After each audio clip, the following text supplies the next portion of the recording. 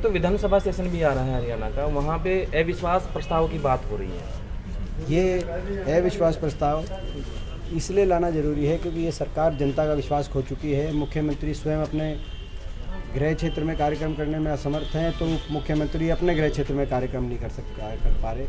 जिस प्रकार से इस सरकार ने असंवेदनशीलता दिखाई, आज हर वर्ग और ख़ास तौर पे किसान के प्रति जो इस सरकार का रवैया रहा है, देश में सबसे ज़्यादा बेरोजगारी हरियाणा में, देश में सबसे ज़्यादा किसान विरोध में सरकार चले तो हरियाणा की। तो इन परिस्थितियों में ये अविश्वास प्रस्ताव ये बात साबित करेगा कि जो जनता में सरकार विश्वास खो चुकी है, उसके हक में कौन विधायक है और उसके खिलाफ कौन विधायक है। दूसरा महत्वपूर्ण मुद्दा किसान आंदोलन का मुद्दा है, जिस पे ये अविश्वास प्रस्ताव लाना जरूरी है, ताकि एक संदेश जाए कि जो सरकार किसान से टकराएगी वो सरकार चूर-चूर हो जाएगी।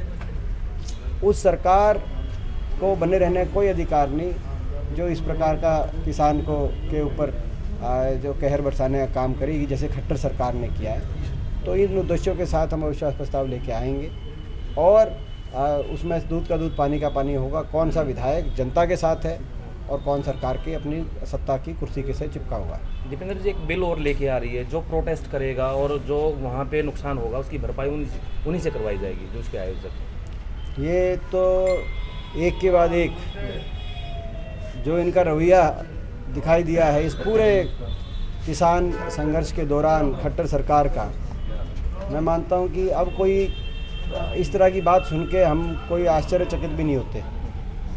ये तो जो है, अब तो इनको जो करना करो, इनको कसर तो छोड़ी नहीं। ये तो इनके मंत्री तो हंस रहे हैं, जो किसान कुर्बानी दे रहे हैं उसी पे हंस रहे हैं। कहाँ सारी सीमाएं इन्होंने जो है हर प्रकार से सारी सीमाएं लांघने का काम किया है। बड़े दुर्भाग्य की बात है और इसका भी हम विरोध करेंगे, पुरजोर तरीके से विरोध करेंगे। तो कोई रास्ता दिख रहा है किसान आंदोलन का, कोई हल निकलेगा? सरकार को संवेदनशीलता दिखानी चाहिए, सरकार और किसान की बात माननी चाहिए और दोबारा से बातचीत के दरवाजे सरकार तुरंत खोले।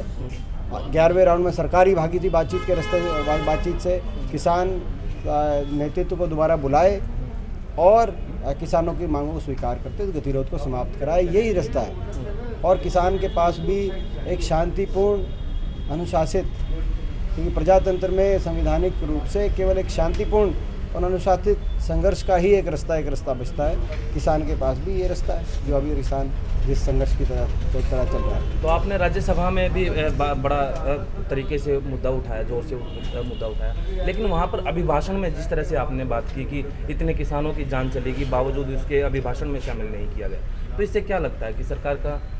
नहीं, मेरे को बहुत टीस है, मेरे दिल में बहुत टीस है इस बात की कि लगातार जो एक हफ़्ता ये सेशन चला, इसे एक हफ्ते में जो है हम प्रयास करते रहे, लगातार लड़ाई लड़ते रहे, मगर सरकार या सरकार के किसी मंत्री से एक शब्द भी किसानों के प्रति संवेदनशीलता का या सहानुभूति का एक शब्द भी नहीं निकला।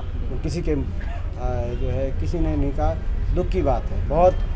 मैं समझता हूँ कम से कम ये भी कह देते हैं कि भाई 11 राउंड की बातचीत चली है जिसमें सरकार भी थी, तारीख सरकार ही तय करती थी। इतने लंबे समय से किसान बैठे हैं और जो ये कुर्बान हुई हैं जो जानें, इनका हमें बड़ा अफसोस है, ये भी कह सकते थे। मगर सिरे से नकारने का प्रयास सरकार का शुरू से इस आंदोलन को अन्यथा दृष्टि से, अन्यथा रंग से रंगने का जो है मीडिया के माध्यम से सरकार ने कोशिश करके अपनी नीयत पहले से साफ करी है कि सरकार की नीयत जो है इसमें आंदोलन तो पवित्र है मगर सरकार की नीयत पवित्र नहीं। एमपी साहब, हरियाणा में लगातार जो आपराधिक घटनाएं बढ़ रही हैं, रोज़ रोहतक में हत्याएं हो रही हैं, आज भी एक रोहतक में हत्या हुई है। इस बढ़ती आपराधिक घटनाओं पर आप क्या कहना चाहें?